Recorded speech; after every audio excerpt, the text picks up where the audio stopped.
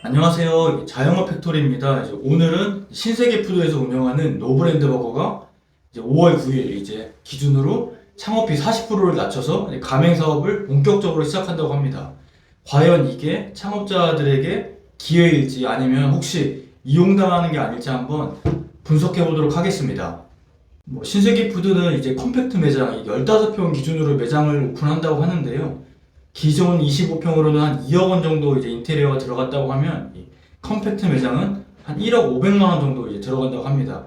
근데 과연 이 컴팩트 매장이 정말 오늘 언론에 나온 것처럼 이슈 있게 발표를 했지만 기존 이 컴팩트 매장들은 프랭크버거나 이제 어떻게 보면 KFC 딜리버리 유사한 형태가 많이 있던 상황인데 아마도 지금 신세계푸드가 매출액은 하락하고 있는 상황에서 결국에는 외형을 확장하기 위해서는 이제 가맹점 모집을 통한 이제 공격적인 이제 매장을 늘려야 되는 상황입니다. 그러다 보니까 결국 이 컴팩트 매장이 제 생각으로는 가맹점주를 위한 창업 조건이 아니라 결국에는 매장이 작고 투자비가 적어야지만 이제 신세계푸드는 외형을 확장할 수가 있습니다. 그렇기 때문에 지금 그 방향을 선택한 것 같습니다. 우선 노브랜드 버거 매장 수치를 보시면 2019년 런칭하고 이고 나서 이제 공격적으로 이제 빠르게 매장이 늘어났습니다. 역시 이제 고객들이 느끼기에는 신세계가 하는 햄버거, 그 노브랜드 그 노란 간판도 이제 창업 시장에서는 엄청 임팩트 있게 다가왔습니다. 그러다 보니까 2022년 200호점을 넘었고 최근에는 약간 이제 완전히 주춤됐습니다. 그 주춤된 이유 중에 하나가 직영점도 운영을 해봤지만 그 노브랜드 버거 이제 평균 매출이 가맹점 매출이 한 5억 6천, 한 6억이 조금 안 됩니다.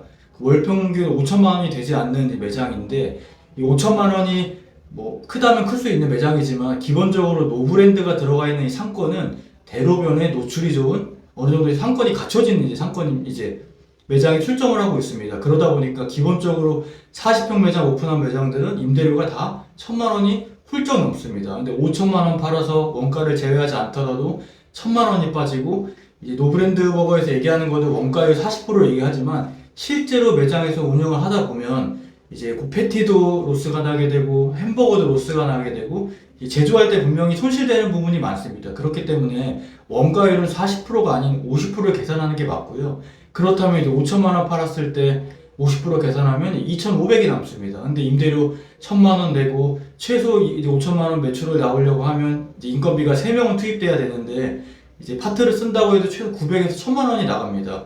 그러면 2,500에 1,000만 원, 1,500에 빠지고 임대료까지 빠지고 나면 실제 뭐 보증금, 권리금, 이제 인테리어까지 합산을 해서 이제 5억 원 이상 들어가는데 뭐 4, 500밖에 뭐 그것도 벌어야 다행이지만 못 번다 이런 상황에서 노브랜드가 지금 현재 확장하기에는 쉽지 않은 상황이 온 것 같습니다. 그렇다 보니까 컴팩트를 만든 거고 뭐 1억 뭐 초반으로 해서 이제 가맹점을 이제 모집하겠다 하는 것은 제 생각으로는 가맹점주의 수익을 위한 게 아니라 결국에는 신세계푸드에 확장하려고 하는 방향성인 것 같습니다.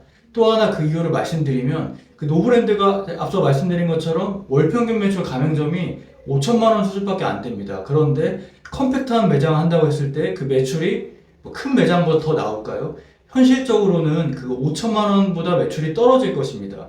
그런 상황에서 신세계푸드가 말한 매장을 공격적으로 확장하겠다? 그러면 결국에는 기존 매장들과 새로 오픈한 매장들의 상권이 겹침이 무조건 발생합니다. 그러다 보면 결국에는 노브랜드라는 브랜드의 이제 가치가 조금 떨어져서 기존 매출들이 분명히 하락할 것이고 그러다 보면 컴팩트형 매장에 소자본을 오픈했다고 하더라도 매출도 그만큼 소자본 형태의 매출밖에 안 나오기 때문에 결국에는 수익성에 큰 타격을 입을 수가 있습니다. 과거에는 신세계가 프랜차이즈를 한다? 그러면 엄청 시장에 반향을 일으켰습니다. 예를 들어 이마트24를 보시면 처음에 이마트가 하는 편의점이라고 해서 그 편의점 창업하는 분들에게 엄청난 관심이 많이 가졌습니다. 그런데 시간이 지나고 나니 결국 GSCU 1, 2 업계를 이기기가 쉽지 않았고 결국에는 지금 쇠퇴하고 있는 상황입니다. 이런 부분을 창업자분들도 시장에서 많이 경험을 했기 때문에 신세계가 노브랜드 버거를 임팩트해서 비용을 줄여서 오픈을 한다? 제 개인적으로는 초기에는 반짝하겠지만 이제 시장에 큰 반향을 일으킬 것 같지는 않습니다. 가장 창업에서 중요한 거는 창업비도 결국 중요하지만 결국에는 그 매장 매출이 얼마나 나오냐, 내가 얼마나 벌 수 있냐가 가장 중요한 포인트인데 지금 노브랜드 버거를 보면 뭐 롯데리아가 이제 평당 매출로 1,825만 원이고 맘스터치가 한 1,700만 원 정도 되고 프랭크버거가 한 2,500만 원 정도 됩니다. 그런데 노브랜드는 얼마일까요? 지금 평당 매출은 1,600만 원밖에 되지 않습니다. 그러다 보니까 결국 이제 버거 창업을 고민하셨을 때 이제 신세계도 고민을 하겠지만 노브랜드도 고민하겠지만 결국에는 매출이 큰 이제 브랜드를 선택할 수밖에 없는 상황입니다. 그만큼 창업자분들도 똑똑해졌고 그렇기 때문에 정리해서 보면 이제 창업비를 낮췄다고 해서 이제 아마 노브랜드 버거가 시장에서 공격적으로 성장하느냐 저는 그렇게 보지 이제 않고 있습니다. 이제 정리하면 제가 뭐 다 아는 내용일 수도 있겠지만 이 영상을 만든 이유 중에 하나가 앞선도 이런 내용 많이 만들었는데 창업자분들이 똑똑한 분들은 정말 많습니다. 하지만 아직까지도 정말 회사를 퇴임하고 나서 이제 묻지마 창업을 하시는 경우가 있습니다. 신세계가 하네? 너무 좋은 브랜드네? 그냥 알아보지 않고 창업해서 뭐 1, 2천도 아니라 이런 노브랜드 버거 같은 거는 매장까지 없고 권리까지 준다고 하면 뭐 컴팩트 했다고 하지만 최소 3, 4억 이상 들어가는 이제 매장인데 장사가 안 돼서 그거를 해지한다고 하면 단순히 3억만 포기하는 게 아니라 내 이제 벌 수 있는 월급 기회비용과 또 원상 복구할 때 손해도 만만치 않습니다. 뭐 누가 권리 주면 좋겠지만 지금 시장에서는 권리금이 거의 지금 형성되어 있지 않기 때문에 이 영상을 보시고 내가 만약 노브랜드 버거를 창업을 희망했다 아니면 다른 버거집을 창업을 희망했다 하시면 그 매장 매출을 정확히 아시고 정말 이게 경쟁력이 있는지 한 번도 이제 다방면으로 꼼꼼히 분석하시고 창업을 하셔야지만 실패를 줄일 수 있을 것입니다. 영상이 도움되셨다면 구독, 좋아요 한번 부탁드립니다. 감사합니다.